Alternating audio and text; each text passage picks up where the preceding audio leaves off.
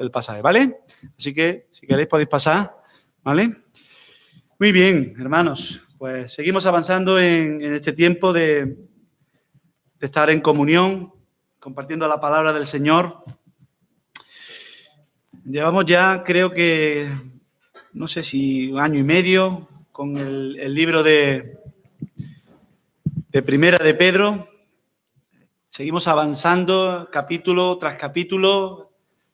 Vamos obteniendo de la palabra del Señor todo aquello que ella nos ofrece, que son múltiples cosas, múltiples enseñanzas, múltiples consejos, exhortaciones, advertencias, acerca de la vida, de las pruebas, de lo que ha de acontecer, de aquellas realidades que tenemos que enfrentar cada día.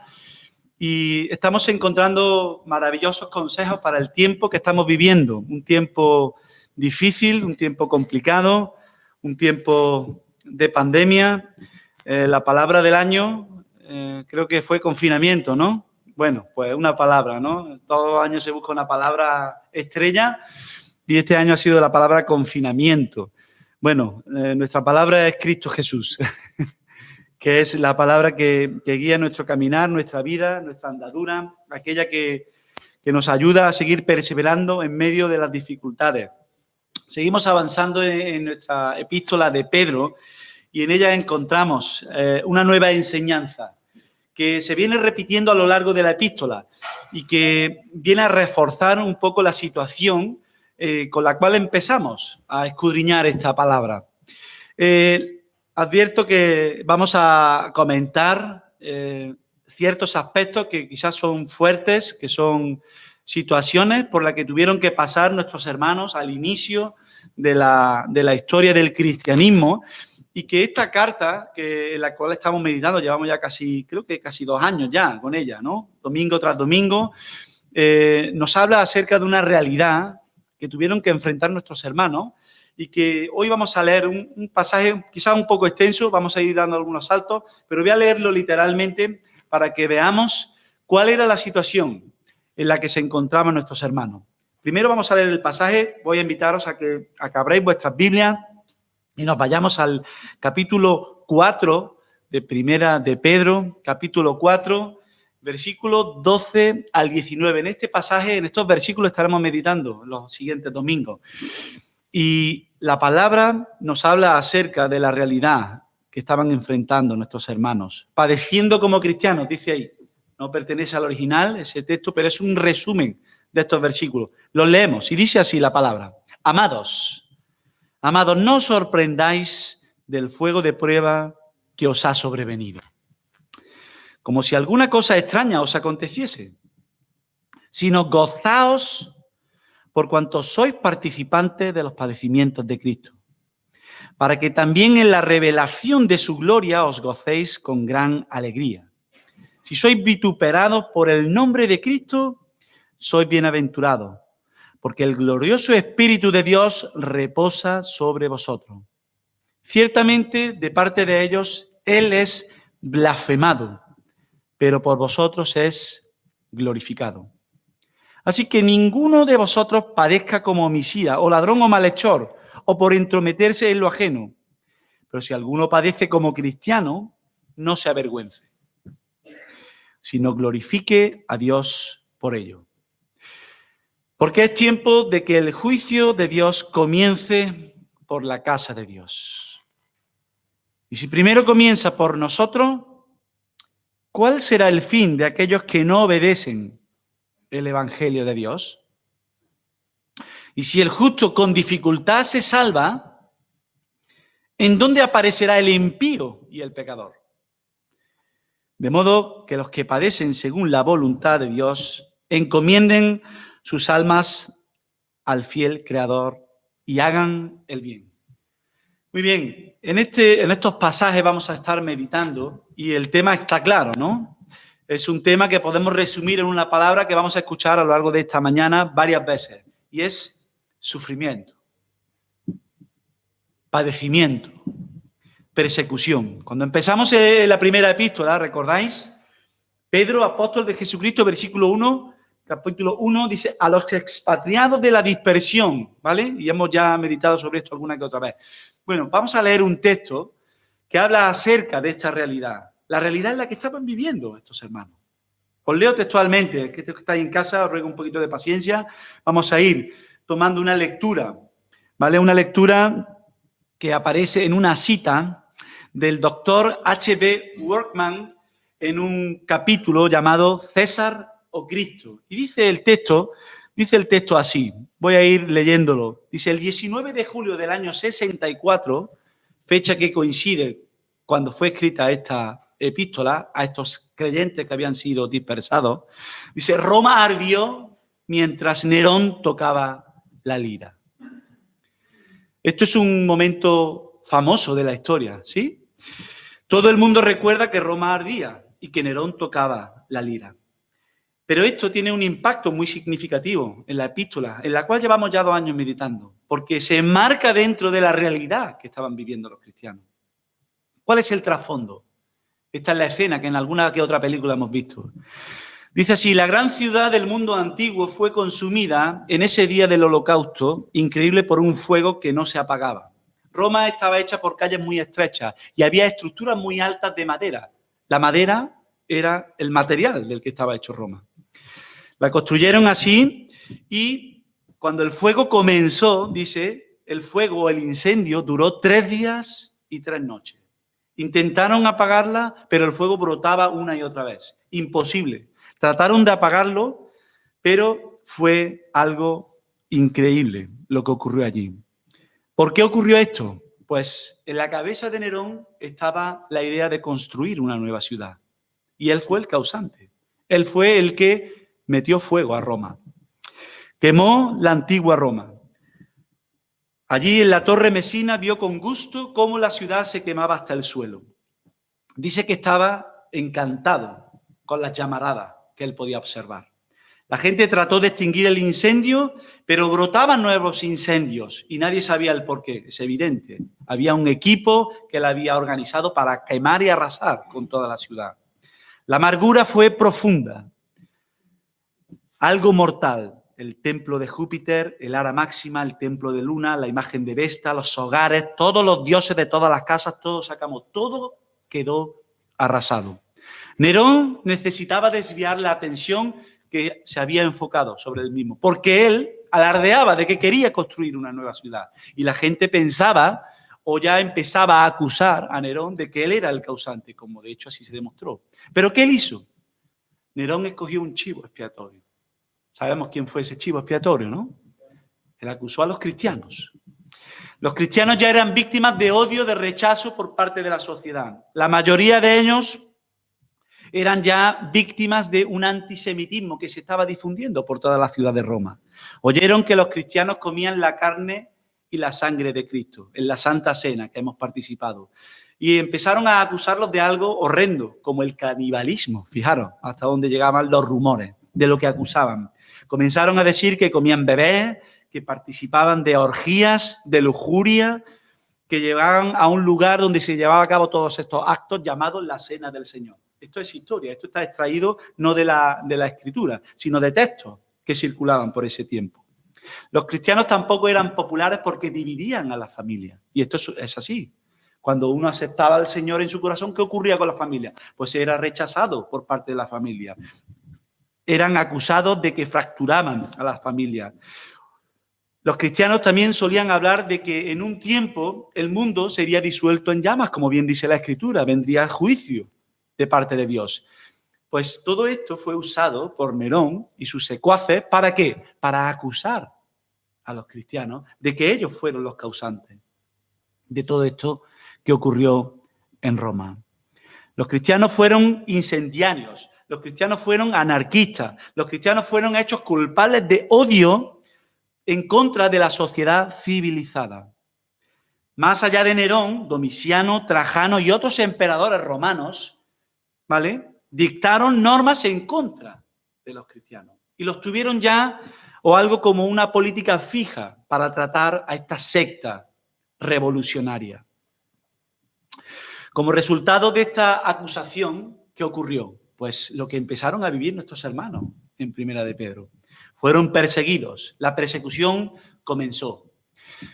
Nerón fue el que alcanzó cuotas de mayores actos criminales y deleznables contra nuestros hermanos, los creyentes, los cristianos. Nerón hizo que los cristianos se revolcaran en aceite y brea y después les prendía fuego mientras estaban vivos. ¿Sabéis para qué? Para iluminar sus fiestas en sus jardines. Cometió hechos increíblemente aborrecibles. Perros que despedazaban a los creyentes, clavados en cruces. Los cristianos fueron encarcelados, saqueados, quemados, azotados, apedreados, ahorcados, lacerados con cuchillos calientes y todos arrojados a fieras en los grandes circos romanos, arrojados a los cuernos de los bueyes salvajes. ¿Para qué? Para divertirse a costa de ellos. En este capítulo llamado César o Cristo, se empieza a citar la situación en la que se encontraban nuestros hermanos. Durante 200 años, desde Nerón en adelante, los cristianos fueron considerados, fijaros, anarquistas, ateos, odiados de manera desproporcionada. El unirse a esta secta implicaba ser perseguido, menospreciado, rechazado.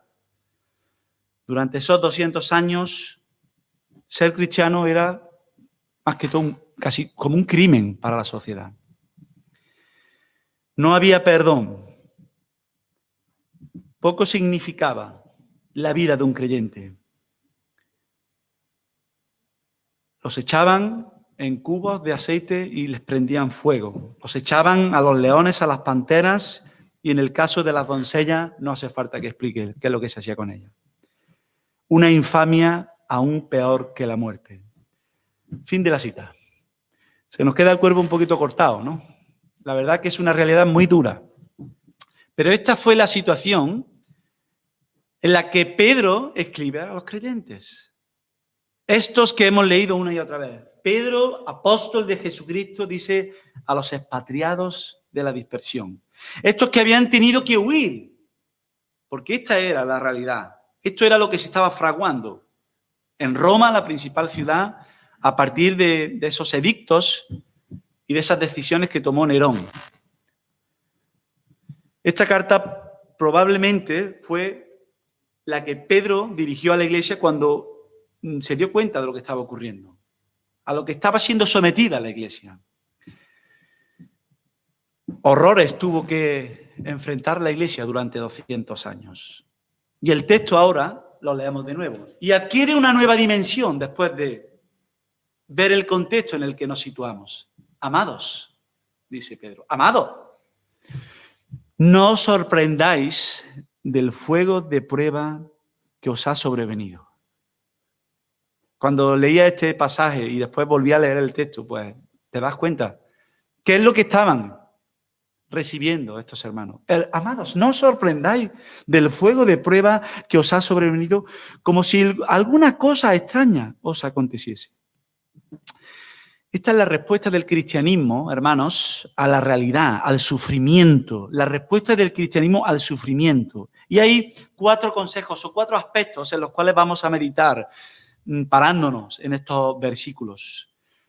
4 cosas necesarias e imprescindibles cuando el sufrimiento, hermanos, venga a nuestras vidas. Aquí no nos van a colgar de un palo y nos van a untar en brea y nos van a meter fuego.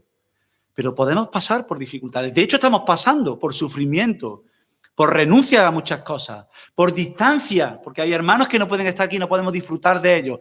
Hay dificultades, hay distanciamiento, hay problemas en las relaciones, etcétera, etcétera. Para nada comparado, evidentemente, con esto que se nos ha descrito en esta mañana. En primer lugar, el primer aspecto es que la palabra de Dios nos advierte que tenemos que esperar el sufrimiento, hermano. No vamos a predicar aquí un evangelio de la prosperidad, ni un evangelio donde nos va a ir todo bien, no. La vida es dura, ¿no? Como se suele decir. La vida no está exenta de sufrimiento. Espere el sufrimiento. Número 2, regocíjese en el sufrimiento. Dice el texto, gozaos, dice, por cuanto sois participantes de este sufrimiento. Espere el sufrimiento, regocíjese en el sufrimiento. En tercer lugar, evalúe la causa de este sufrimiento, el por qué muchas veces viene el sufrimiento en nuestra vida. Tenemos que pararnos y meditar sobre por qué ha venido esto. Hay diversas causas que analizaremos más adelante. Y en cuarto lugar, encomiéndese a Dios en medio de esa situación difícil, en medio de ese sufrimiento.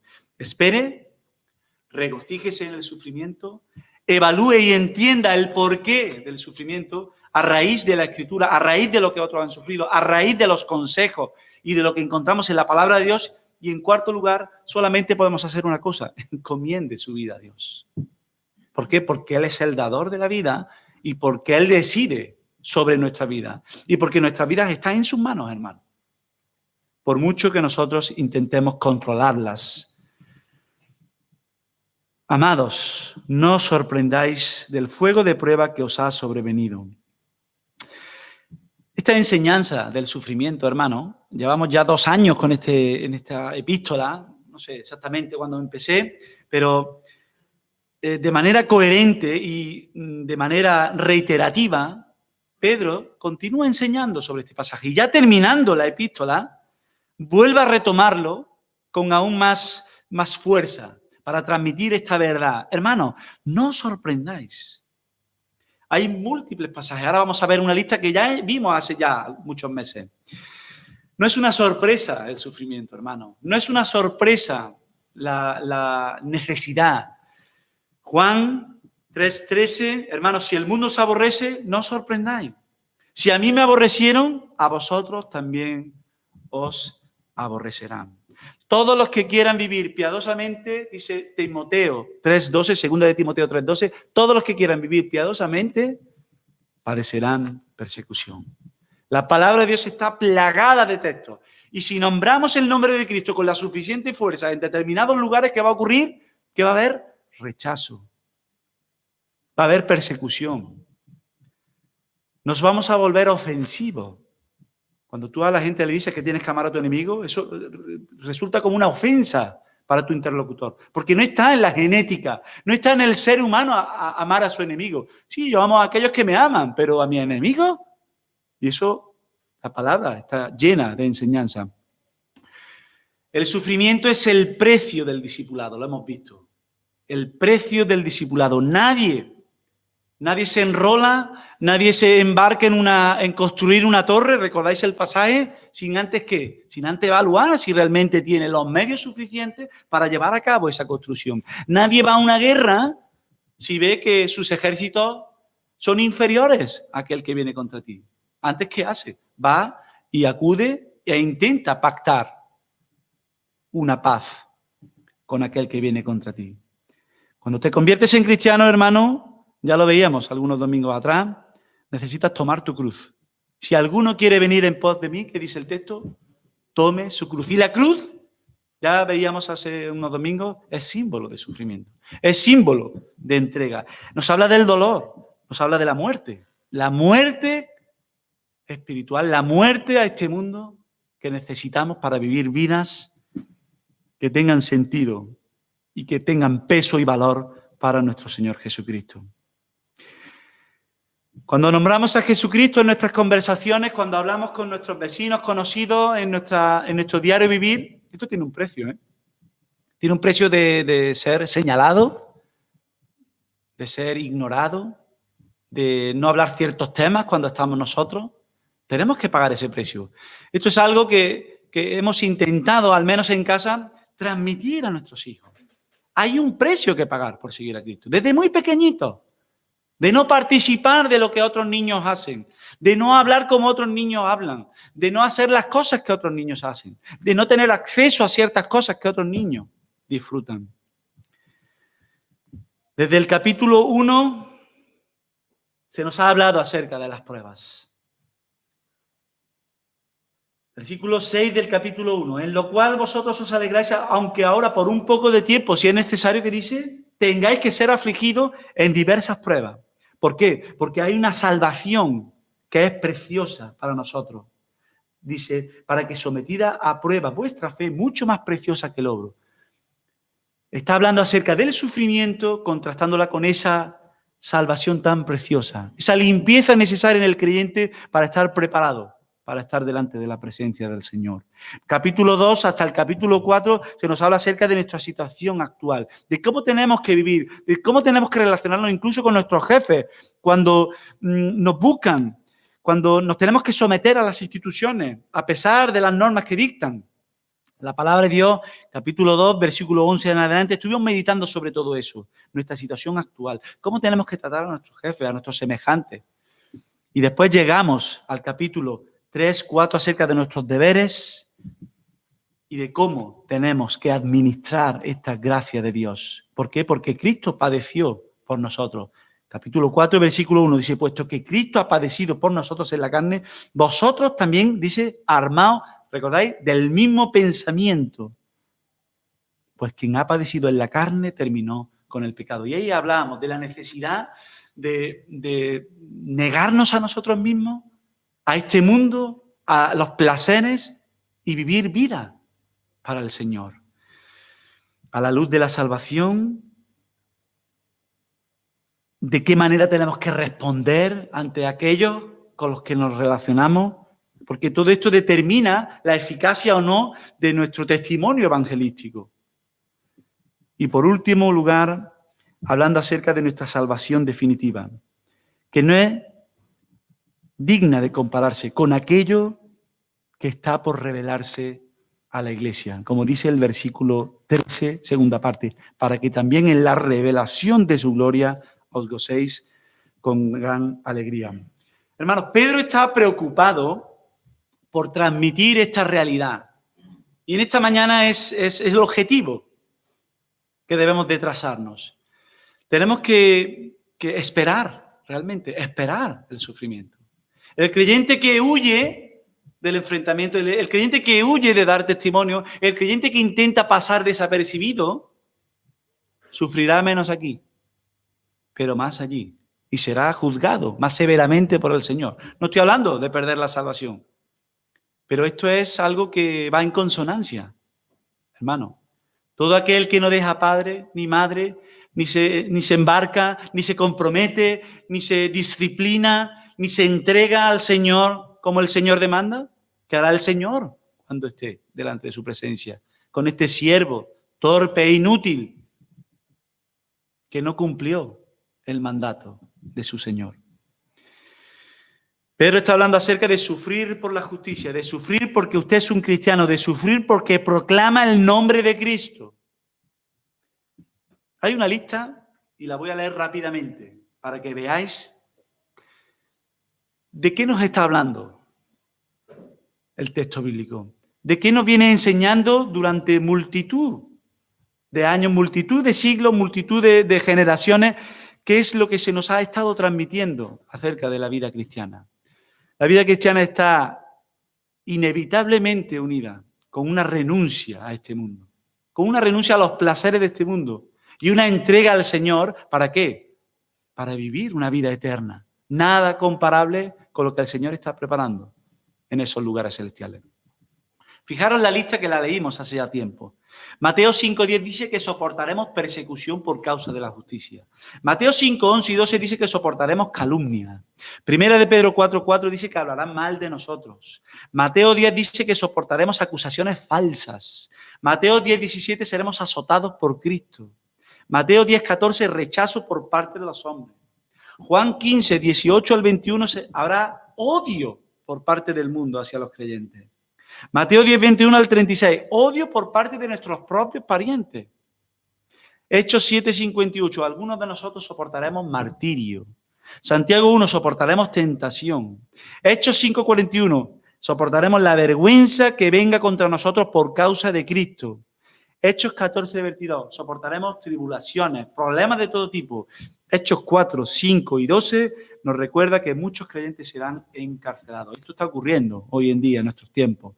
Hechos 14:19, tendrán que soportar incluso el ser apedreados.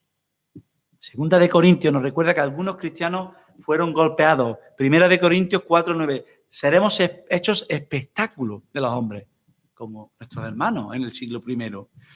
Primera de Corintios 4, seremos malentendidos, difamados y seremos menospreciados. Soportaremos problemas de aflicciones, tribulación, tumultos, trabajos, desvelos, ayunos y malas prácticas por parte de este mundo contra los cristianos.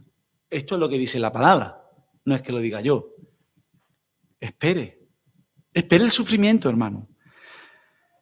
El sufrimiento enfrenta al creyente con un mundo caído. Un mundo que hace, no que ignora a Dios, no. Es un mundo que está perfectamente engranado para hacer justo lo contrario de lo que Dios viene anunciando desde hace 2000 años a través de la preciosa obra de Jesucristo.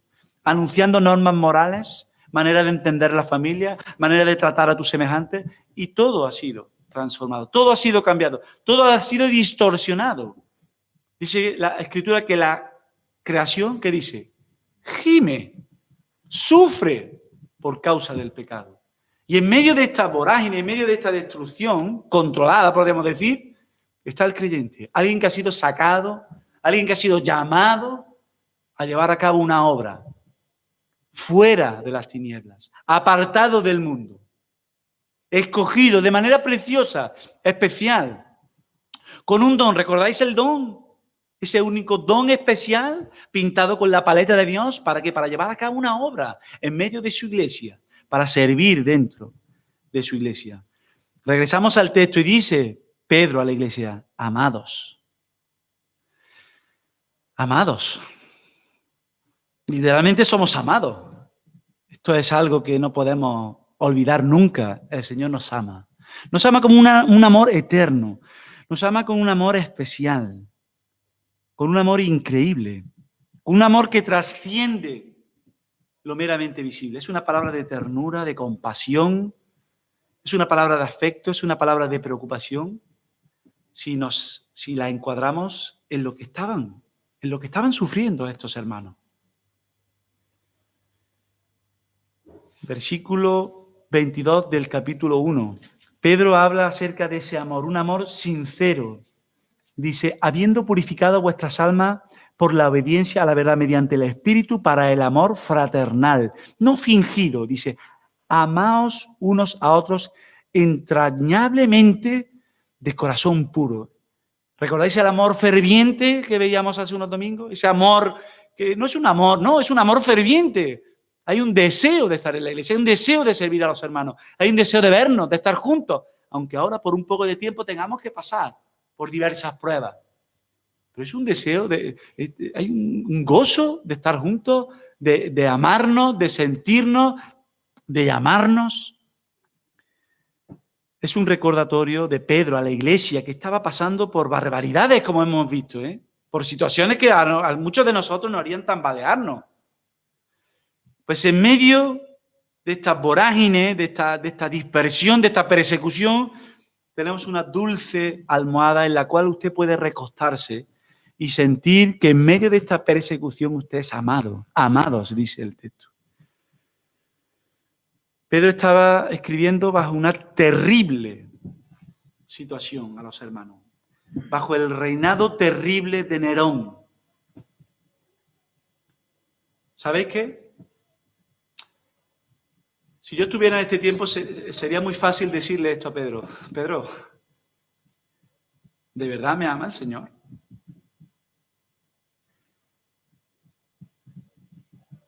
¿De verdad me ama? ¿Tú sabes por lo que estoy pasando, Pedro? ¿Tú sabes que acaban de coger a mi hijo y lo han prendido, lo han clavado en un palo y le han metido fuego? ¿Le pasó eso a algún creyente? Os puedo asegurar que sí. Y uno lee esta carta y dice, ¿de verdad, amado?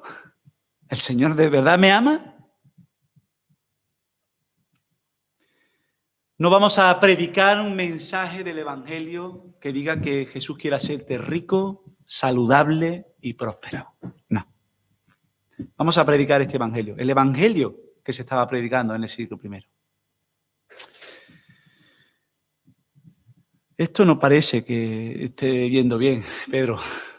Estoy pasando, me he tenido que ir de mi casa, he tenido que dejarlo todo, he perdido familiares, muchos han muerto, lo han llevado a los circos, lo han despedazado, a un hijo mío lo han quemado, en una fiesta de Nerón y tú me dices que soy amado por Dios. No me parece que Dios me ame. ¿Podría pensarlo alguien? Por supuesto. Las circunstancias pueden hacerte pensar que Dios no te ama. Puede que estés pasando por otras circunstancias difíciles, que estés viendo cosas que no te gusten, que las cosas no te estén yendo bien. Te puedo asegurar que peor que a esto no te van. ¿A que no? Yo creo que no. En medio de una persecución como esta, la tentación está ahí para decir, maldice a Dios y muérete. ¿Recordáis quién dijo eso? ¿A que sí? Uno que sufrió también un poco, ¿a que sí? Un tal Job. Maldice a Dios y muérete, le dijo su mujer. Y esto no es suficiente ya, yo no puedo más. Ya. Esta situación me sobrepasa. Amados,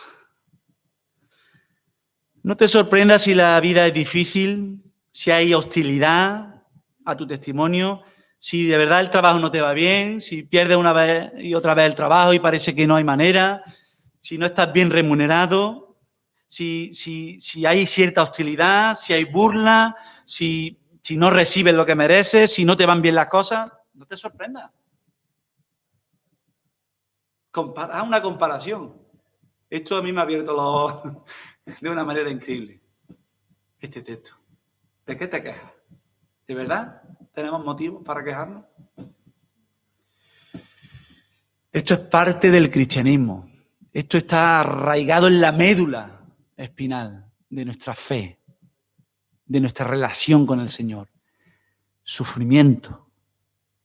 ¿Estás listo para escuchar esto? Sufrimiento. Podemos presentar el Evangelio. Jesús quiere que seas feliz. Se predica mucho. Jesús quiere que seas feliz.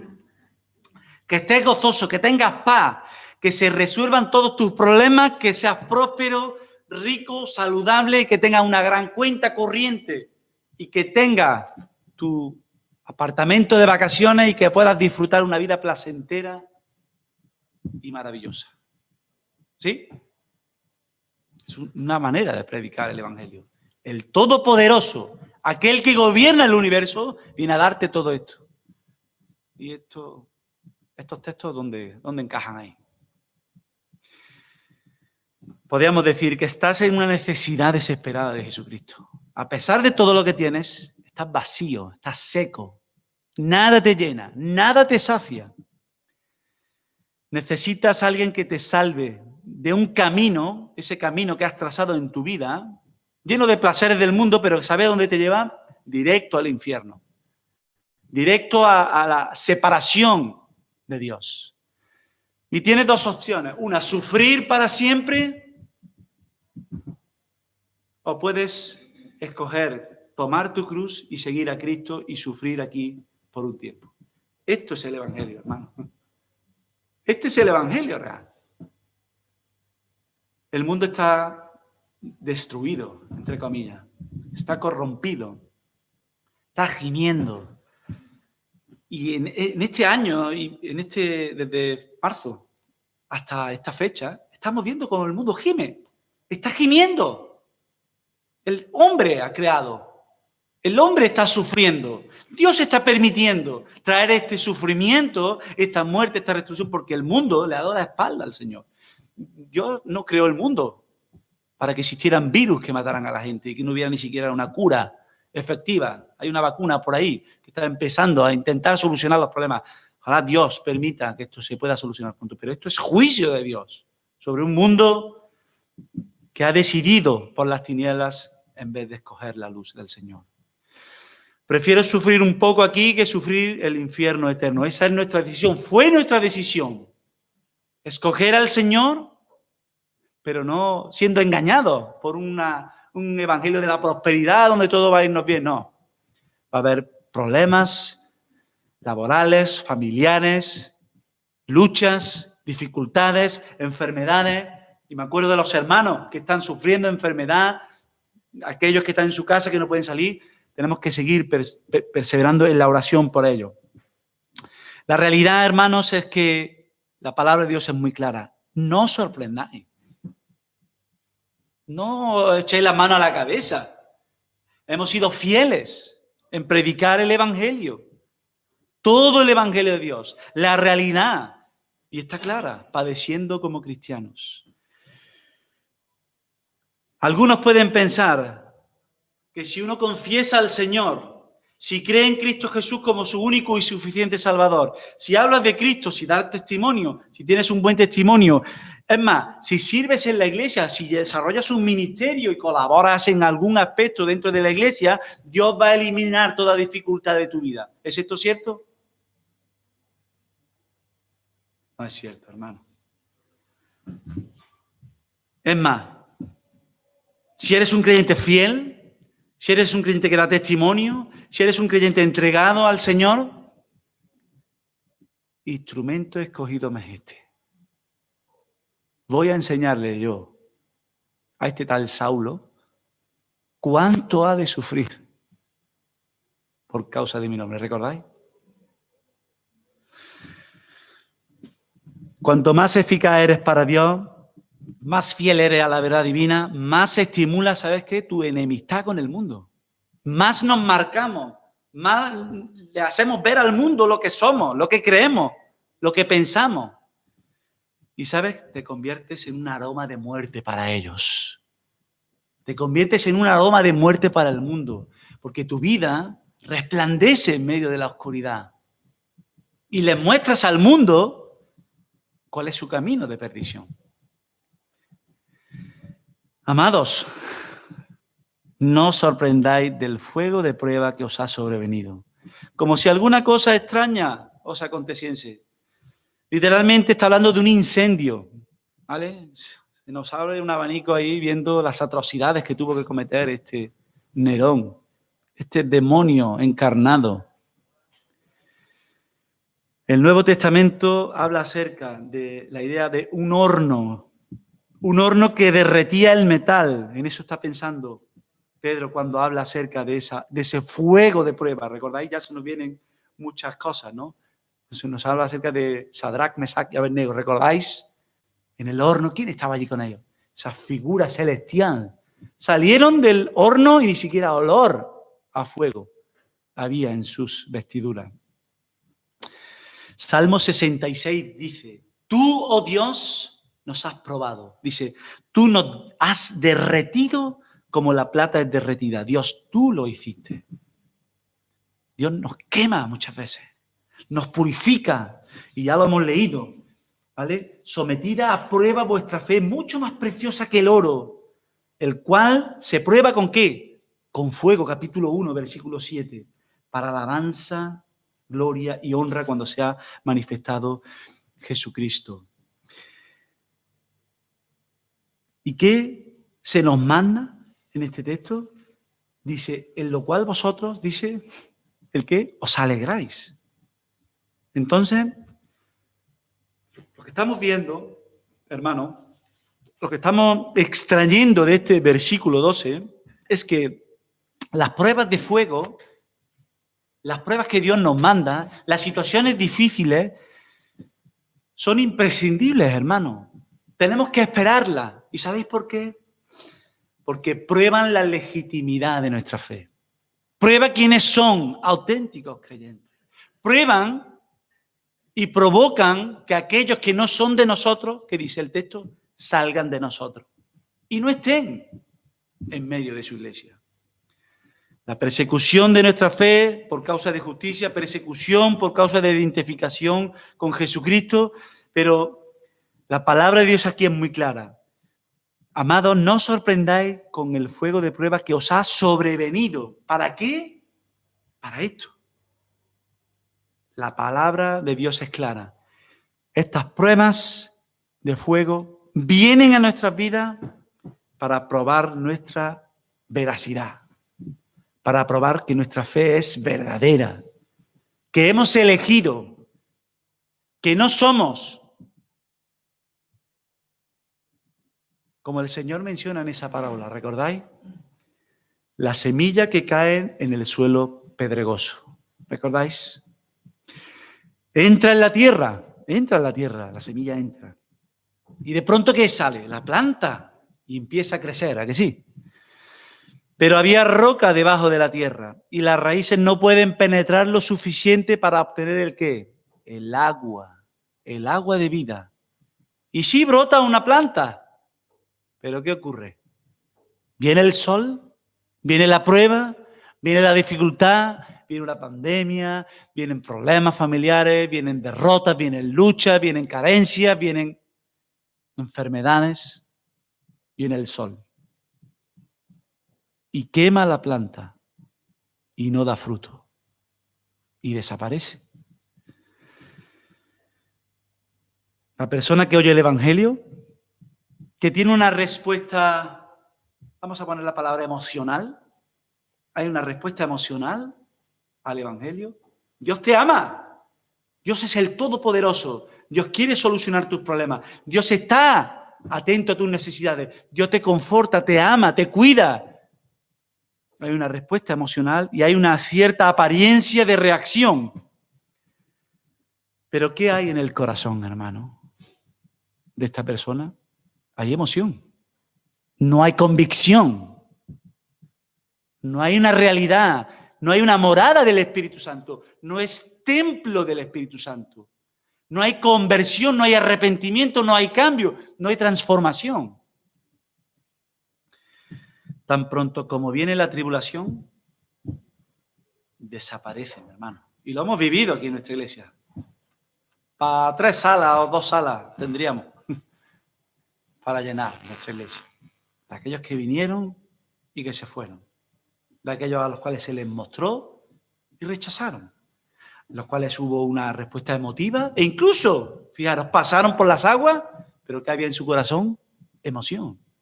No había espíritu, no había cambio, no había raíz que hubiera penetrado y hubiera obtenido el agua de vida para germinar y para dar fruto.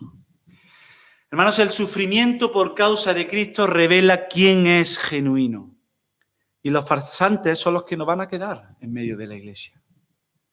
Amados, no os sorprendáis. Es necesaria la prueba. Por esta razón, a lo largo de los años se ha dicho, y cada miércoles oramos por un tema que siempre nos lo trae nuestro hermano Alex, que estará por ahí conectado. Alex, ¿por qué ora siempre? Por la iglesia perseguida, por la iglesia que está en Medio Oriente, por la iglesia pura se le ha llamado. Nos preocupamos por esas iglesias porque están siendo perseguidas, como era la iglesia perseguida en este tiempo. Os cuento una anécdota. Un pastor ruso se reunió con un pastor español, podríamos poner.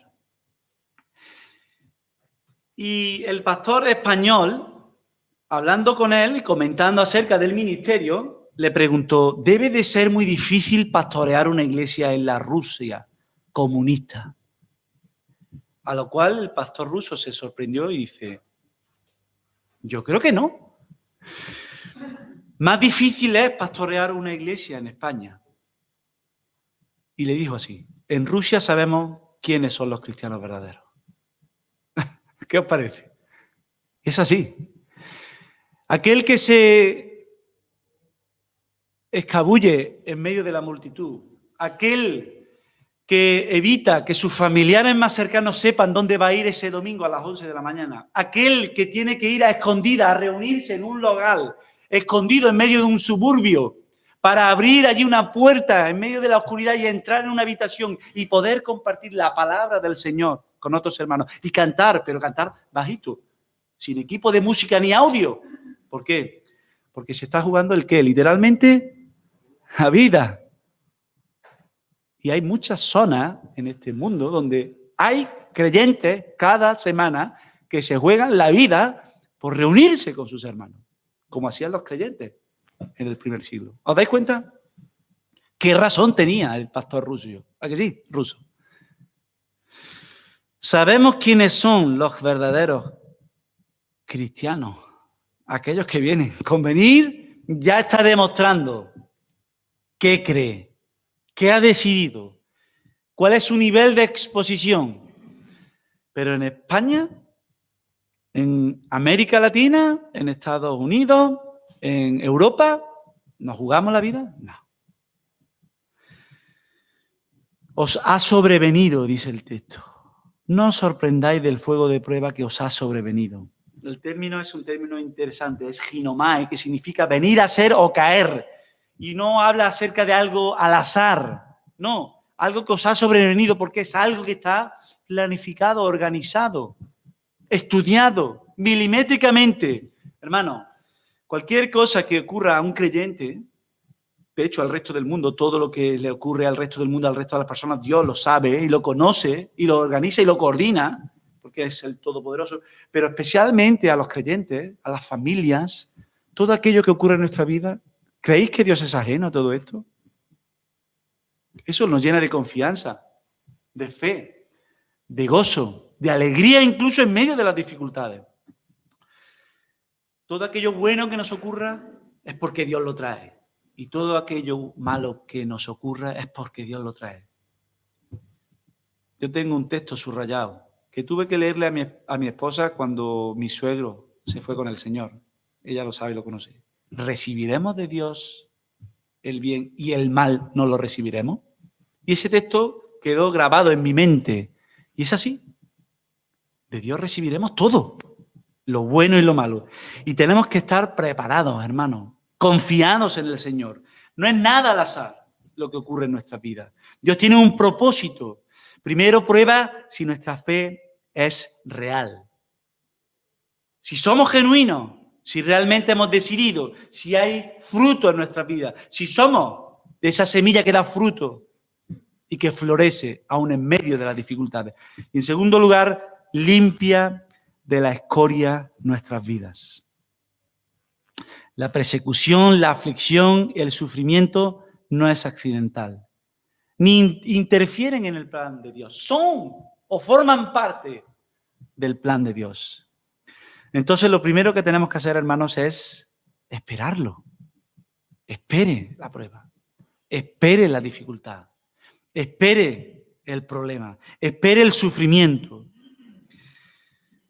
Segundo punto. No sé si lo vamos a acabar. Regocíjese en ello.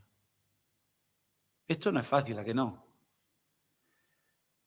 Pídele tú a ese padre cuyo hijo ha sido llevado al circo romano y ha sido despedazado por la fiera.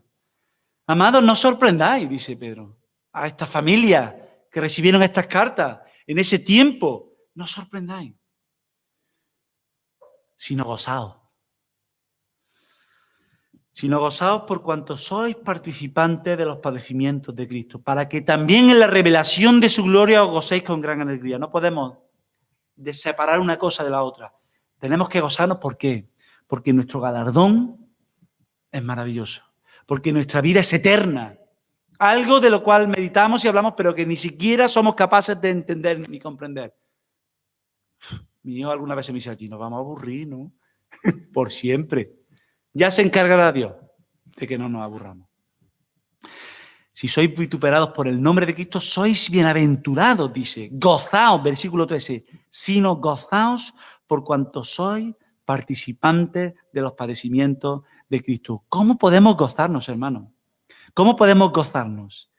Esta es la actitud correcta en medio de la aflicción. La actitud correcta en medio de un mundo depravado que está cometiendo hechos horribles contra nuestros hermanos y en menor medida, que hay que reconocerlo, en medio de nuestra sociedad. La palabra de Dios está plagada de enseñanza. Bienaventurados los que padecen persecución por causa de justicia, porque de ellos es el reino de los cielos. Bienaventurados sois por cuanto por mi causa os vituperen, os persigan y digan toda clase de mal contra vosotros, mintiendo. ¿Qué dice el texto? Gozaos y alegraos, dice el texto. Gozaos y alegraos porque vuestro galardón es grande en los cielos. ¿Aquí es el galardón? No. ¿Dónde? En los cielos, hermano. ¡Qué motivación!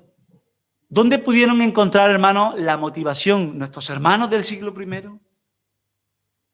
Habiendo tenido que salir huyendo, perseguidos, maltratados, apaleados, aserrados, etcétera, etcétera, que hemos visto. ¿Dónde encuentras la motivación? Pues evidentemente en esa motivación futura, en esa promesa que Dios ha prometido, a aquellos que le aman, es nuestra esperanza. Hermano, 48, ¿no? 48 tengo, ¿no? Sí, 48. Esto va muy rápido. Y Lidia tiene 19. Cuando tengas 48, vas a decir lo mismo que yo. La vida pasa muy rápido. Los hijos crecen y el tiempo vuela. ¿De verdad? ¿Es esto el todo? ¿De verdad es esto lo que Dios quiere para nosotros? Una vida de sufrimiento, de luchas, de batallas, también de tiempo maravilloso, de comunión, de alegría. ¿Pero esto es la vida, de verdad? ¿Este es el todo? No. Nuestra motivación es una motivación futura, que trasciende a lo que la vida nos ofrece. Hay muchos placeres que Dios ha creado que podemos disfrutar, pero nada comparable, hermano, de verdad. Dirás lo mismo que yo, Lidia. Nada comparable con aquello que el Señor está preparando para su iglesia, para cada uno de nosotros. Ni imaginable. No podemos compararlo. La revelación de su gloria, para que os gocéis con gran alegría, con una alegría desmesurada, con una alegría desbordante, con algo imposible de describir. Vamos a sufrir por hacer lo correcto. Vamos a sufrir por decir lo que es correcto. Vamos a sufrir por predicar el nombre de Cristo de manera correcta. Y la palabra de Dios en esta primera epístola de Pedro está regada con toda esa enseñanza. Y Pedro seguramente en su mente tenía a un hermano que sufrió lo indecible, que fue escogido en un momento crítico, haciendo una labor horrible para ser transformado y cambiado y ser usado de una manera increíble por Dios. Ya sabéis más o menos de quién estoy hablando. Por supuesto, estoy hablando de un tal Saulo de Tarso. Y él en las epístolas que escribe expresa en ciertos versículos que él estaba contento y orgulloso de recibir en sus propias carnes el castigo por predicar el Evangelio. ¿Qué sufrió Pablo? Dios mío, sufrió de todo. Rechazado, perseguido, apedreado, en medio del océano perdido, le mordieron serpientes, lo azotaron, de todo. Pero él expresa en algunos versículos verdades increíbles que nos hablan acerca de la identificación que él tenía con el Señor Jesucristo.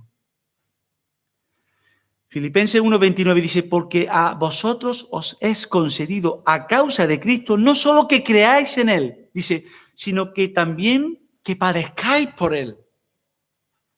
Y para Él era un privilegio poder transmitir a la iglesia que es un privilegio padecer por el nombre de Cristo. Quiero conocer la participación de los sufrimientos de Cristo. Colosenses 1:24 dice, ahora me gozo, dice, en lo que padezco por vosotros. Padecía no solamente por el nombre de Cristo y por ir y montar iglesia a todos los lugares, sino que padecía incluso por la iglesia. Y hermanos, yo de verdad sufro muchas veces por la iglesia, porque es mi familia, forma parte de mi vida. Sufro cuando veo que algunos dudan, que algunos se desaniman, que algunos fallan, que algunos se van, que algunos no vuelven. Sufro, al igual que sufría Pablo. Me gozo en lo que padezco por vosotros, dice, y cumplo en mi carne, dice, lo que falta de las aflicciones de Cristo por su cuerpo, que es la iglesia. Gozarnos en la revelación de su gloria. Gozarnos en la segunda venida de Cristo. Anticipar la venida de Cristo. Porque cuando Él venga todo esto desaparecerá. Todo esto será renovado, transformado, glorificado, purificado. Pero su gloria aún no ha sido revelada. Pero en este versículo 13 se nos exhorta que tenemos que gozarnos, aún en medio de esta participación de los sufrimientos de Cristo. Dice, para que también, dice, en la revelación de su gloria os gocéis con gran alegría. Hermanos, Cristo regresa en poder y gloria. No en un pesebre, no en humillación, no en sumisión, ni en sufrimiento para cumplir obedientemente el plan salvífico de Dios. Todo ojo le verá. Los cielos de los cielos contemplarán con estruendo la venida y nadie podrá esconderse de su presencia. Encontraremos un éxtasis de felicidad, un gozo incomparable, gran alegría, una recompensa eterna que será directamente proporcional, hermanos, al sufrimiento que hayamos tenido que pasar. Hermanos, Dios tiene que ser justo. ¿Es justo Dios? Y Dios va a ser justo por toda la eternidad. Y aquel hermano o hermana que ha renunciado a su vida, que ha dado su vida por el Señor, que ha trabajado fielmente, que ha entregado su vida por el Señor, ¿tiene que darle lo mismo que a mí? ¿Creéis que el lugar que va a ocupar Pablo va a ser igual que el que otro hermano que haya escondido su tesoro y que haya sido salvo como por fuego? ¿Creéis que esto va a ser así? Por supuesto que no. Bienaventurados sois cuando los hombres os aborrecen y os insultan y maldicen vuestro nombre como malo por causa del Hijo del Hombre. Estad gozosos en ese día. Estén felices, porque aquí vuestra recompensa es grande en el cielo. ¿Recordáis Jacobo y Juan?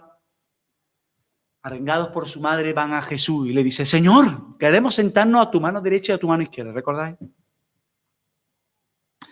Y Jesús le responde, no me corresponde a mí daros esto, sino a mi Padre que está en los cielos. Pero después le dice algo muy importante. Sin embargo, podéis beber de la copa que yo he de beber. ¿Qué estaba diciéndole a estos dos? Que después la bebieron, la copa. Hay un libro que se llama Los Mártires de Fox, que habla acerca de beber la copa del Señor.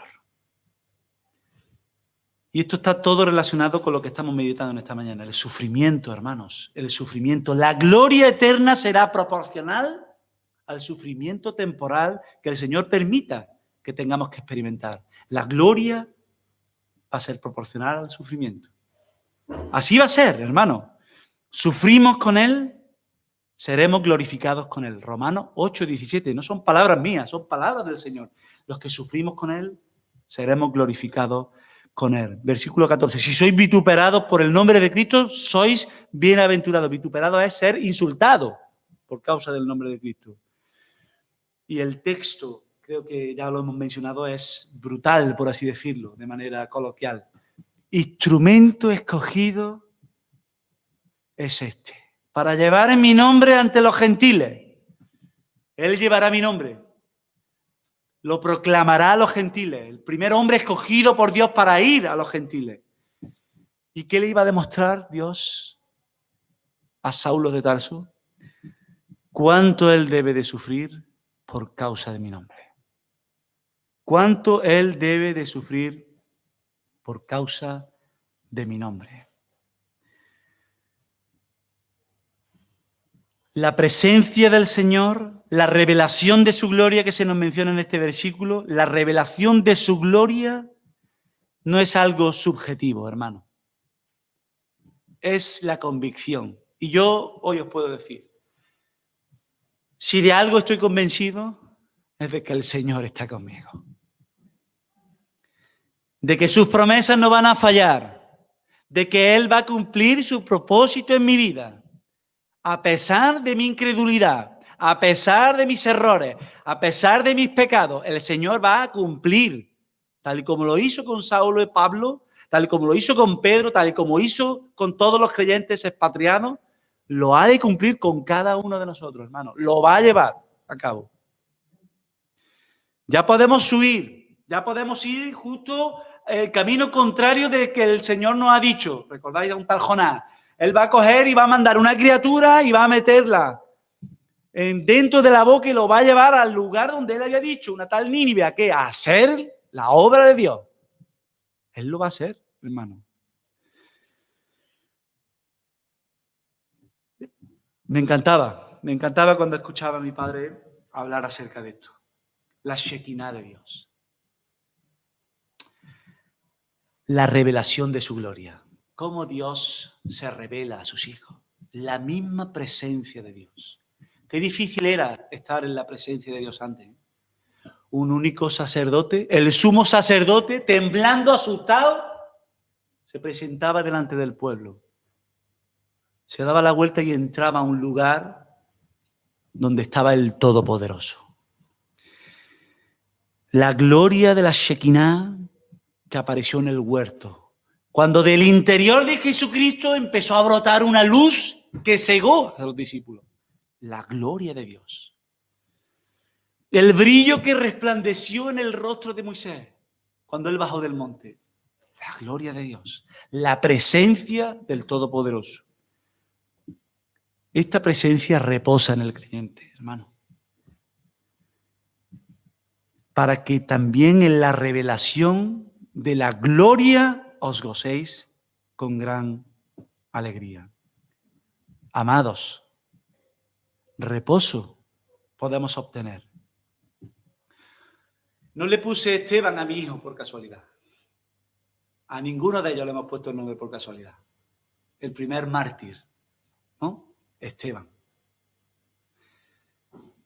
Nos acordamos siempre de esos últimos instantes de su vida, que sí.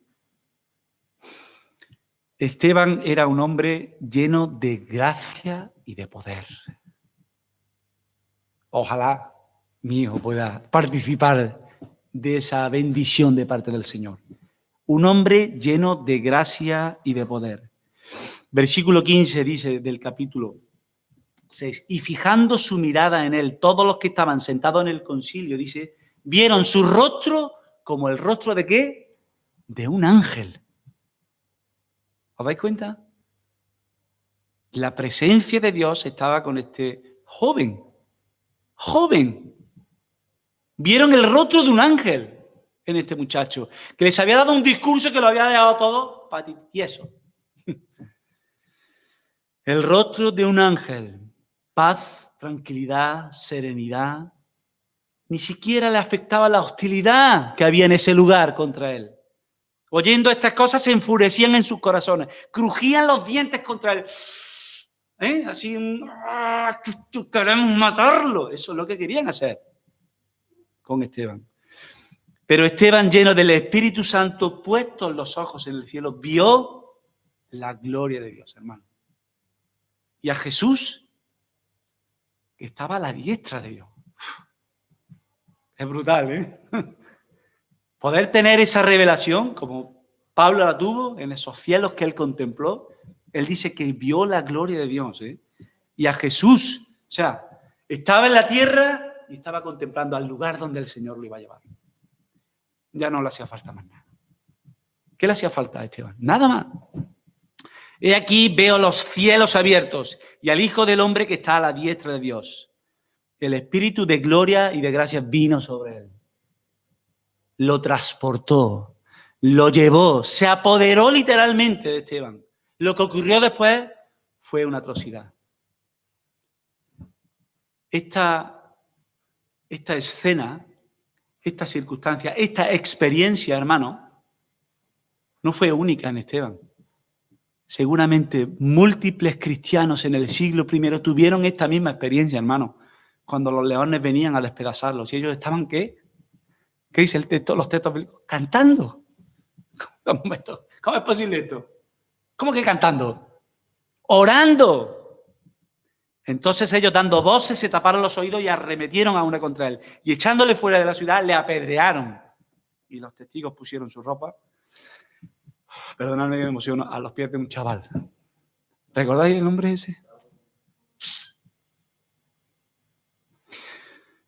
Uno que iba a ser zarandeado, ¿eh? Uno que iba a ser transformado por la gloria de Dios. Dice, y apedreaban a Esteban mientras él invocaba, Señor Jesús, recibe mi espíritu. Y después él dijo, Señor, no les tomes en cuenta este pecado. Esto es lo que Dios hace, con aquellos que son llenos del Espíritu Santo. Dios concede una dispensación especial, una Shekinah especial, una presencia del Espíritu Santo que reposa sobre el creyente, que toma el control de su vida, de su mente. ¿Por qué? Porque está dispuesto a participar de los sufrimientos. Porque hay un eterno peso de gloria, que hemos leído en 1 de Pedro, que ya reposa sobre el creyente y que lo levanta más allá, fijaros de lo que voy a decir, más allá de la dimensión física. Le estaban apedreando. Os podéis imaginar, ¿no? Apedreándolo. Y él estaba orando. Y estaba diciendo, Padre, perdónalo. Yo creo que ya él no estaba ni sintiendo el dolor. Él estaba contemplando al Señor. Él había sido ya llevado en un carro de fuego, como fue llevado aquel que caminó con el Señor. Sufrimiento. Espérelo. Regocíjese en el sufrimiento. Gozaos por cuanto sois participantes de los padecimientos de Cristo. ¿Para qué? Para que en la revelación de su gloria, dice el texto, os gocéis con gran alegría. Amén. Vamos a orar. Amado Padre, gracias por tu palabra, Señor. Qué bueno eres, Señor. Gracias por esta lección que nos ha dado, Señor, a todos que estamos escuchando tu voz, Señor, en esta mañana. Gracias por aquellos que nos precedieron, aquellos que sufrieron, aquellos que estuvieron dispuestos a entregar su vida por causa de tu nombre. Gracias porque somos amados. No queremos sorprendernos, Señor, porque estamos dispuestos a sufrir por ti. Danos fe, danos confianza, danos la capacidad para soportar aún en medio de las dificultades, Señor, y seguir sirviéndote como una iglesia fiel que persevera en medio de los problemas. Gracias por cada uno de mis hermanos que están ahí en sus casas y que están aquí, Señor. Queremos seguir buscándote, Señor, buscando tu rostro para que tú nos ilumines, Señor, nos des entendimiento, nos des sabiduría, nos des la capacidad de ver y de proyectarnos al reino de tu amado Hijo, a esa eternidad gloriosa donde estaremos por toda una eternidad. Te bendecimos, Señor. No tenemos palabras humanas para expresar lo que nos encontramos en tu palabra, Señor. Momentos, Señor, donde tu presencia, Señor, donde tu Espíritu Santo, Señor, se manifiesta de una manera increíble en medio de tus hijos, Padre. Gracias por Esteban, gracias por Pedro, gracias por Pablo, Señor, porque son ejemplos, Señor, a seguir, Padre. Y sobre todo, gracias por la preciosa obra de Jesucristo, obrando en cada uno de ellos, que nos hacen ver, Señor, tu gloria, la gloria del unigénito Hijo de Dios, Señor. Te bendecimos y te adoramos. Y te pedimos, Señor, que tú sigas, Señor, glorificándote en medio de tu iglesia, Padre. Que tú sigas, Señor, trabajando nuestras vidas, Señor, porque queremos servirte, Padre. Danos la capacidad de servirte fielmente, Padre. Danos la capacidad para comprometernos contigo, Señor, para estar dispuestos a todo por tu nombre y por tu causa. Te bendecimos y te adoramos en el precioso nombre de Jesús. Amén. Amén. Amén, hermanos. Muy bien, damos gracias al Señor por este día, por su palabra. Seguimos avanzando. Os pedimos que os congreguéis, que os conectéis. El miércoles estaremos orando por la iglesia perseguida, por esos creyentes valientes que se reúnen en cada lugar para proclamar el nombre de Cristo. Seguimos perseverando en medio de las dificultades. Como sabéis, tenemos nuevas restricciones, pero el aforo continúa siendo el mismo. Podemos venir. Ahora mismo estamos 3, 6, 7, 8, 9, 10, 11, 12, 13, 14. Estamos unos 15 aquí reunidos en la iglesia y creo que podemos seguir viniendo. 2, 3 familias, además de los que tenemos que venir. Y aquellos que quieran venir, porque no quiero forzar a nadie, evidentemente, aquellos que quieran venir a la iglesia, podéis escribirme particularmente a mi WhatsApp, ¿vale? Y hacemos un análisis de las personas que quieren venir, de los que han venido, y nos vamos turnando, ¿vale? Para que podamos seguir asistiendo presencialmente, lo cual es bueno también, ¿no? Para la iglesia, para poder vernos las caras y comentar juntos. Muy bien, pues el miércoles a las 8 estaremos juntos, conectados para que el Señor nos siga bendiciendo y cuidando. El día 16, creo que es, ¿no dijiste? Las reuniones de los adolescentes comienzan, así que damos gracias también al Señor por este ministerio. Muy bien, el Señor os bendiga y que nos cuida a todos en esta semana. Amén.